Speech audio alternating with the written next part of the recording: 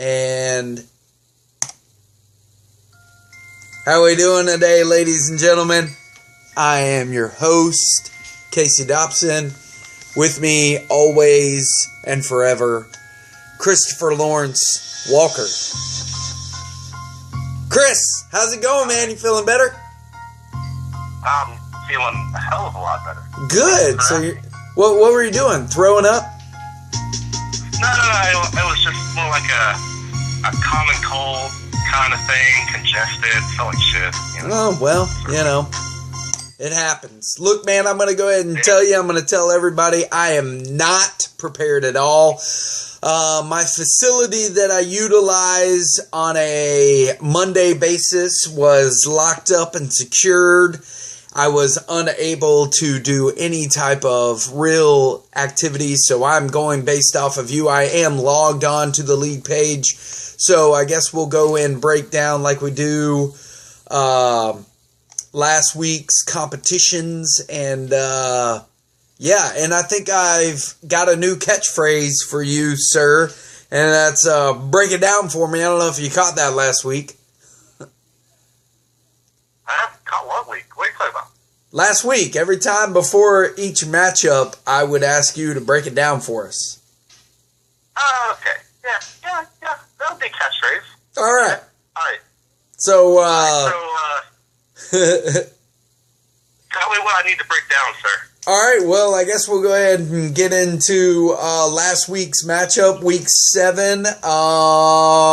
You know what? Let's start off the show with somebody that really needed a win, and that is Mr. Josh. Break it down for me against his matchup with Ray. So that was kind of a strange matchup.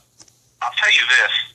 Josh won pretty decent amount of close categories. Ray had a bad day pitching-wise. It was just bad. Could have been a lot better. Ray has done better batting-wise. She had pretty strong on base, but she wasn't getting no category juice. And Josh wasn't exactly stellar in any one thing. Maybe whip. He did have a pretty good whip, but I think he just managed to get a hold of a good matchup for once. That's pretty much it. Yeah, I'll tell you, Sunday I was not well liked in my household. I, politely reminded Ray, check your roster. I think it was Sunday. Whatever day it was that Adruba Cabrera came in for the Mets in a pinch hit situation and hit a 2-run shot. I think it was yesterday. I kind of told her, I was like, look, that's baseball. I'm sorry. They said he wasn't going to play. I just thought, you might want to check your roster because I glanced over and seen that he wasn't slated to play. So, so sue me. But, overall with the RBIs, even, that Josh, drove in more, so wouldn't have helped her any. She did have a good OBP, but, bottom line is, I think Josh was in need of this, and she still is in the top 6. So it's all good for her. She still has a pretty good team, or so we think. Yeah. Maybe this was just a down week. Yeah. So let's break it down. Let's go with, you know what? Let's go with Robbie and Eric. I will take the time to mention that Eric is full of shit sometimes. Always claiming how unlucky he is. And look, it's true. He's dealing with a lot of adversity right now, particularly with injuries. Yeah, well, first of all, he was bitching and moaning about Robbie. Excuse me. Bitching and moaning about Robbie's ERA, how that it's like a full run and a half better than anything he's produced all season. And that is true. But look at Robbie's batting and compare it to all the other weeks before it. Robbie was on a fucking tear batting-wise, and then he decides to cool off during the week. Eric plays him. That is what you call a wash, sir. Go Yeah, looking at Robbie's numbers now, yeah, it seemed a little unorthodox of Mr. Robbie Lee to really not get much love and support from Lindor or Brian Dozier. Mookie Betts had an off week with only 6 runs, 2 home runs, 5 RBIs, and 4 stolen bases. That he's looking like the number 1 player in baseball, not just, just the way that he's playing, man, the numbers he's putting up. Somewhere I got an idea. How about we give Robbie some motherfucking credit for winning the ball game? Yeah. Hey, Robbie. Good job, man. You beat old Eric there. We'll bring up Eric a little later in the show. I'm sure we will, for what I got to talk about. But, man, we got a few more matchups to discuss. Jason and Nick, break it down for me. All right, so this is a record-setting week for Jason. In week 1, my team had 10 wins, but you have to think that was like that week was longer than 7 days, right? That was one of those irregular weeks. Yeah. Jason managed to tie that record in less days. That is, 10 wins is the highest anybody's ever gotten in a week this season, except for week 1. Very impressive. He also got over 100 strikeouts. His batting left a lot to be desired, but then again, so did Nick's. So it was kind of impressive in at least one regard.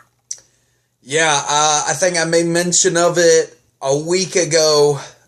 Jason's pitching squad is, man. So, thanks a lot again. And what's funny is Max Scherzer didn't even contribute in one of those wins, but when you're, striking out as many as he does in a game, really doesn't matter. You'll pick up the wins wherever wherever else you can get them. But Yu Darvish had a game, he set it up, but the dude's got pitchers. I got a question for you. Ask away. Is it time to say that Jason has the best pitching staff in the league? Taking a glance at it, with Velasquez, he's probably going to be good. This Pivota guy is looking really good. Scherzer, Porcello, and Lester and Sale. Overall, I would say he's got the best pitching staff, for somebody to face. But when I look over at Nick's, though, dude, she's got some names. Kluber, McCullers, Syndergaard, Keuchel, and Cole. Dude, when those guys are firing on all cylinders, watch out. That's a very good point. When you list them all out like that, it puts some perspective on the thing. Yeah. So, let's see. We've covered Ray's, we've covered Jason's, we've covered the bottom half. How about a tie between the loser and hit 'em where it counts? Break it down for me. Oh, man. It is, even though it's a tie, it is a tough break for Reader. Look at the categories. Damn near every one of the categories Keith won was a close category. Yeah. Wow. Reader cannot catch a break sometimes. I will say this, man. Those are pretty good stats, too. Yeah, I will say this. His offense came alive a little bit, gave him something to celebrate about. He's not in a bad position right now to pick it up, get up there. He picked up Ian Happ. Chris Davis will probably be fine. He's got that rookie Meadows. He's got Villanueva, who's doing really good for the Padres. I think he was a good pickup for him. He's got quality where it counts. In the batters, pitching, a little bit to be desired. But I don't know, man. I think Keith's got some, he's got some high quality H2O players on his roster as well. like to see Hernandez doing actually better this past week for him than Mike Trout did. You won't be able to say that much. And let me ask you real quick, who the hell is C.J. Crone, and what does he think he's doing? All right, let me give you some insight into who this motherfucker is. He got cut by the Angels right around the time the Angels were maneuvering to get Shohei Ohtani. And so the reason they cut C.J. Cron is because they figure, well, if we're going to have Ohtani playing a decent amount of DH time, we don't need C.J. Cron anymore. Even as a backup first baseman, they think to themselves, Ohtani will eat up a lot of Cron's DH time, and they go and sign Chris Carter as like an insurance policy. They got him stashed away in the minors, and they got like a couple at-bats here and there from some other bench spots to fill in the rest of the DH spot. Basically, they took a gamble and said, we're going to say Albert Pujols is not going to defend, or is not going to make any big mistakes defensively to warrant us playing C.J. Cron more first base. Therefore, we cut him. They designate him for assignment. The Rays pick him up, and they are laughing all the way to the bank, sir. Yeah, he got to laugh a little bit on day one of that 4-game matchup. Went 2 for 5 with 2 runs and a home run and a stolen base, but after that, they pretty much quieted him and left him with only 1 hit over his next 12 at-bats. So, but, all in all, he didn't do bad for Keith this week. And, I'm still kicking my own ass for dropping Brandon Belt, man. Ranked 19th in the league. I never should have dropped him. The dude has always been a consistent, solid batter in that Giants lineup. So good job for Keith, man, going out there and picking him up. Good rookie move. But the boys got to get out of that top or bottom 6 position to impress me. I keep looking at the wrong side. It's competitive down there. It's competitive down there, man. Yeah.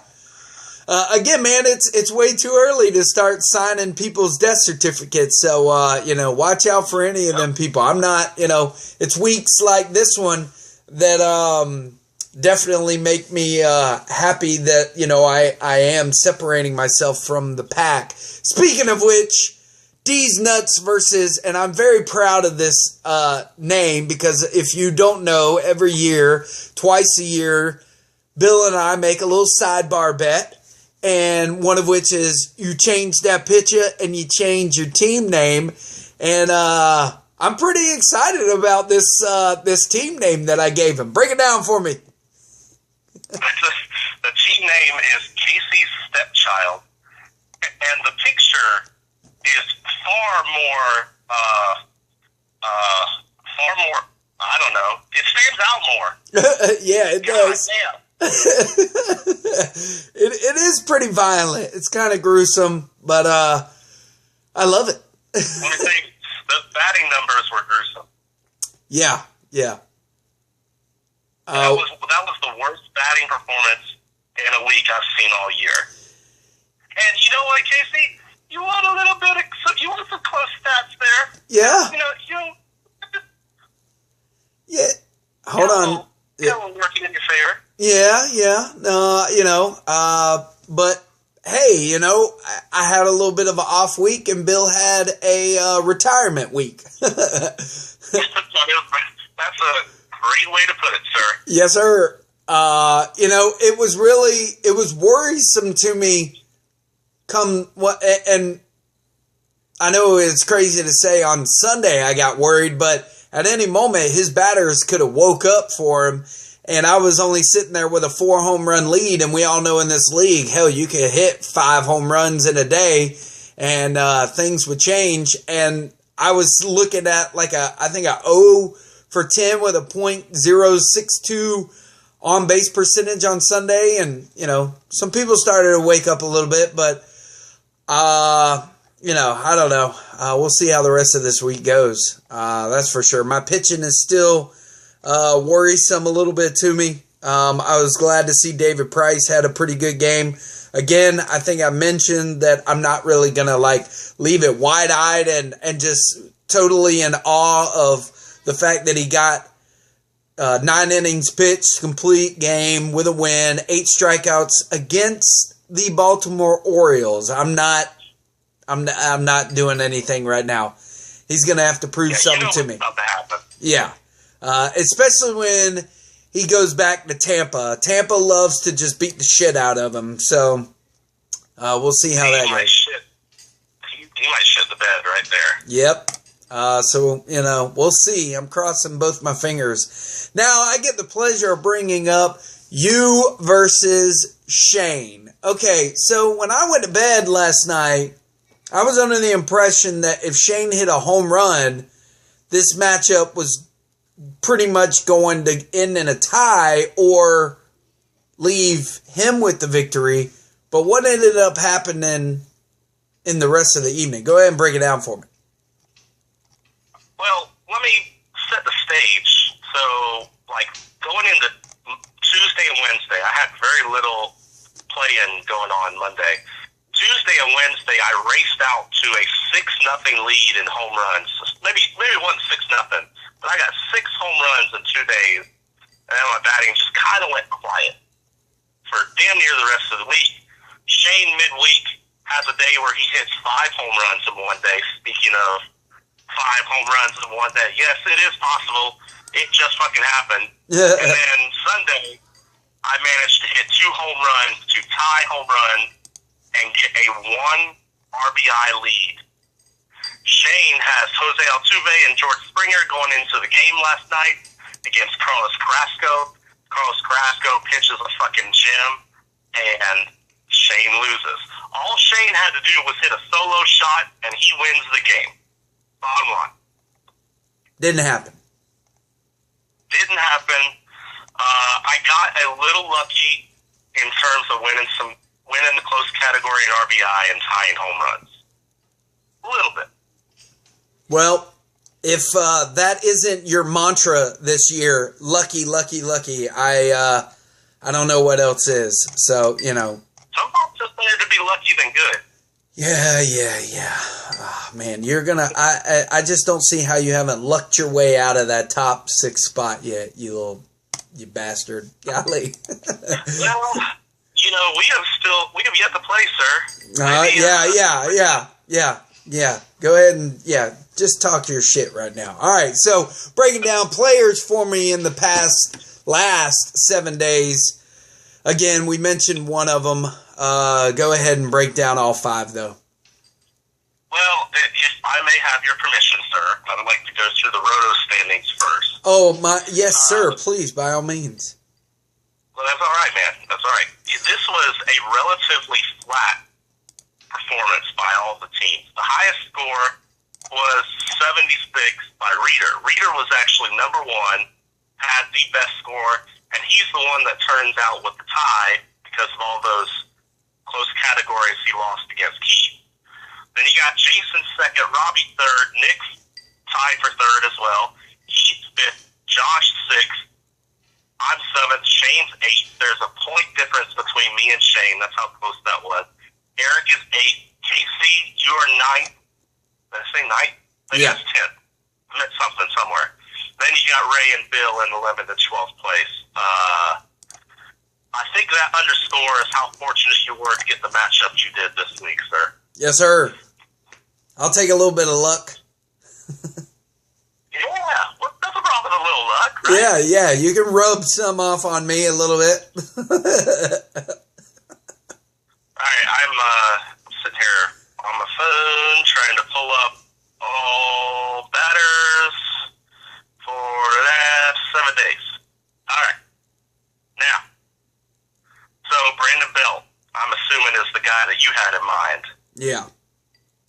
Yeah, Brandon Belt's number 1 in the last week. 5 home runs, 500 on-base percentage, dominant. Just completely dominant.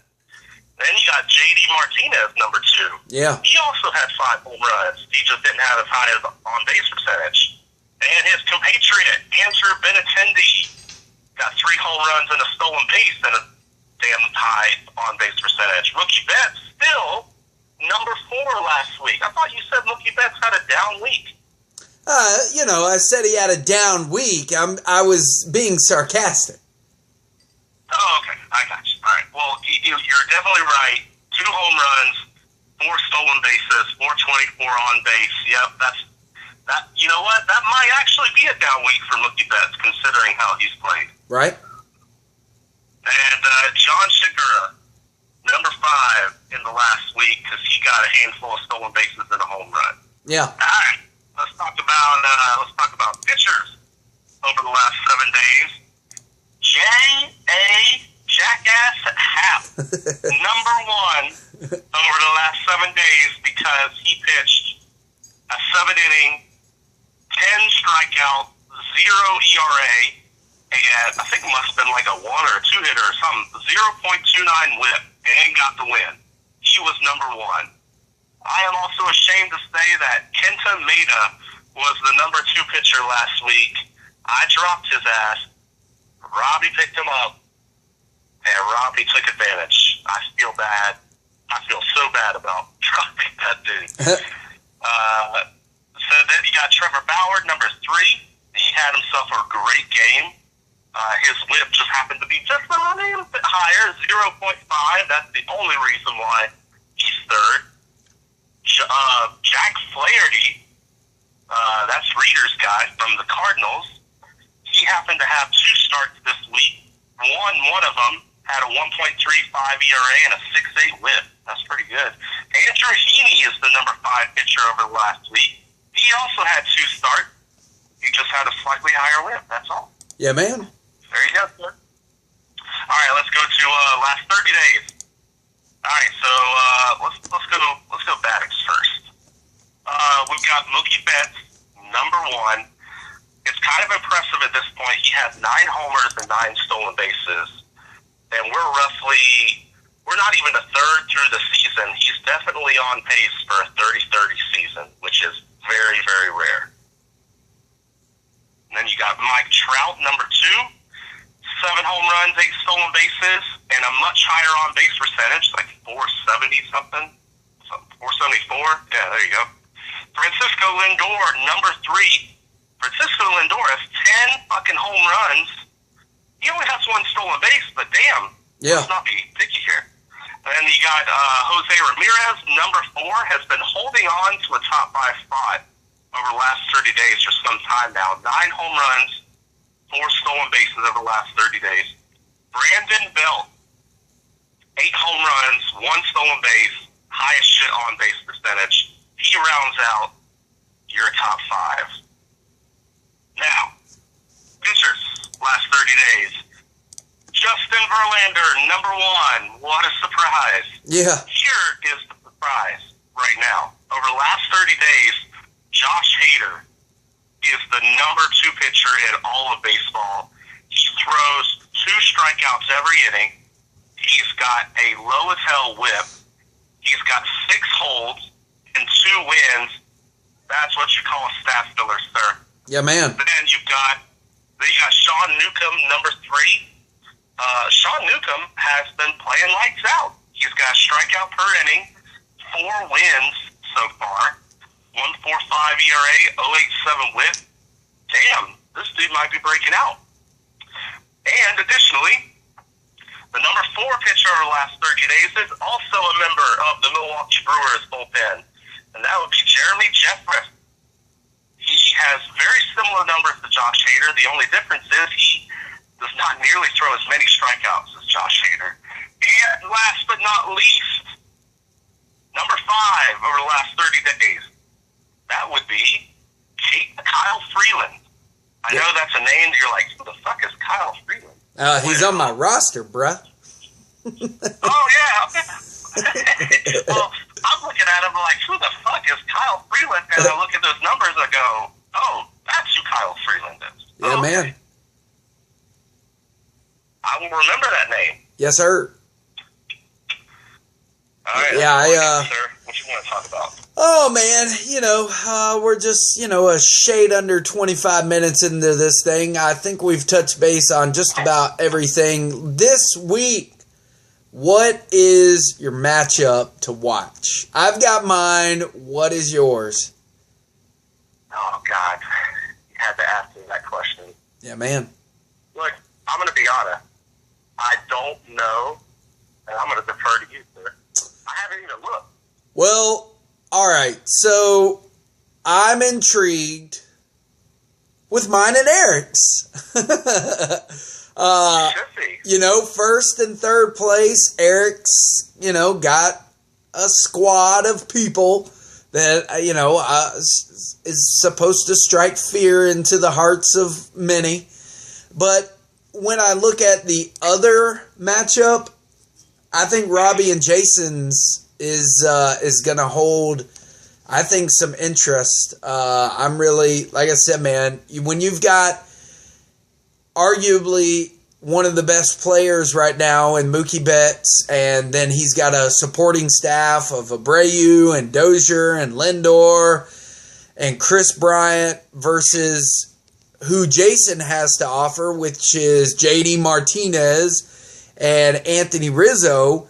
I think Robbie's got the better batters, and we both have pretty much touched base on who's got the better pitchers. So is this going to be a tie? Is this going to be, you know, what is it going to be at the end of this week?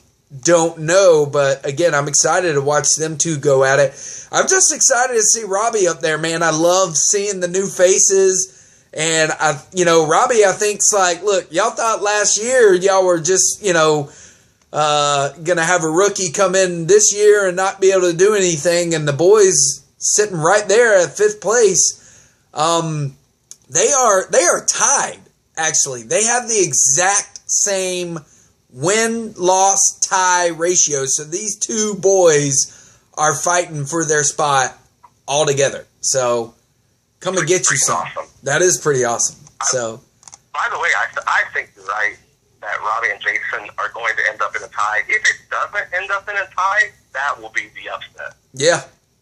So it could easily be a 5-4, 6-4 type matchup for sure. So, again, Jason's got the pitchers, pivot of pitches tonight against the Braves, which speaking of that, that'll lead into my next thing. Did you watch or did you get any type of insight on that comeback victory? Now, again, there were probably a few other stories that I could have focused on, but when you are down by 6 or 5 runs in the bottom of the ninth, that a way to come back and win the game.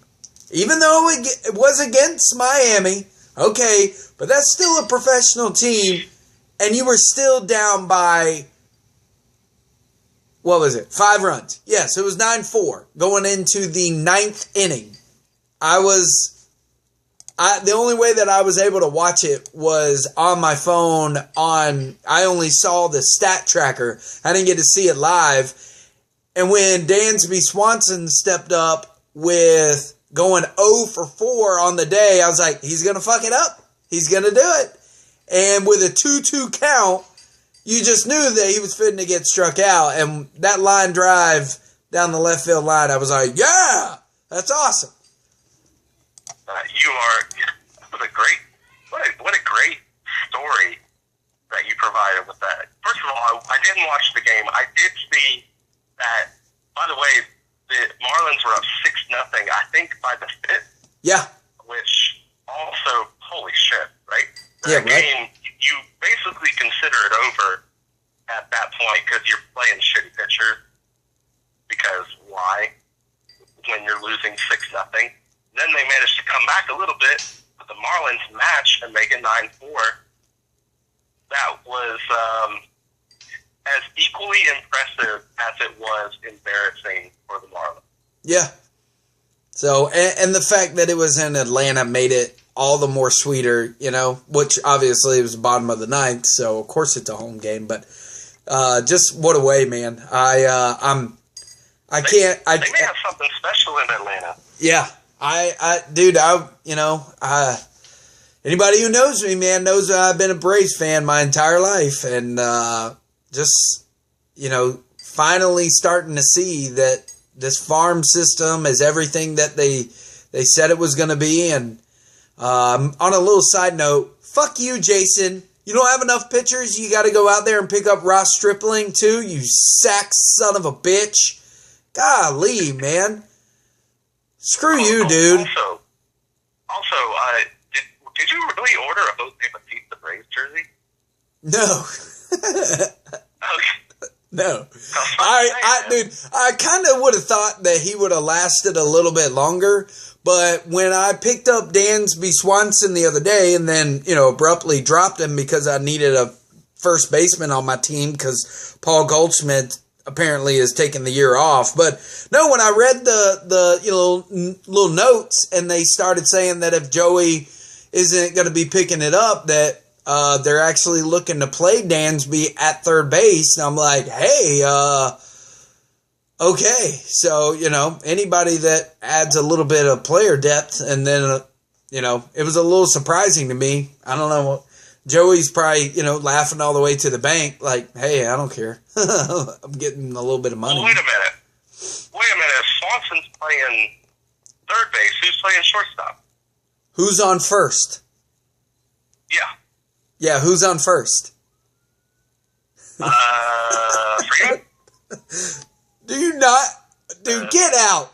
I know the Abbott and Costello routine. Okay. At first I was like, yeah, you're messing with me, but then you're like, who's on first? I think they be putting that Camargo.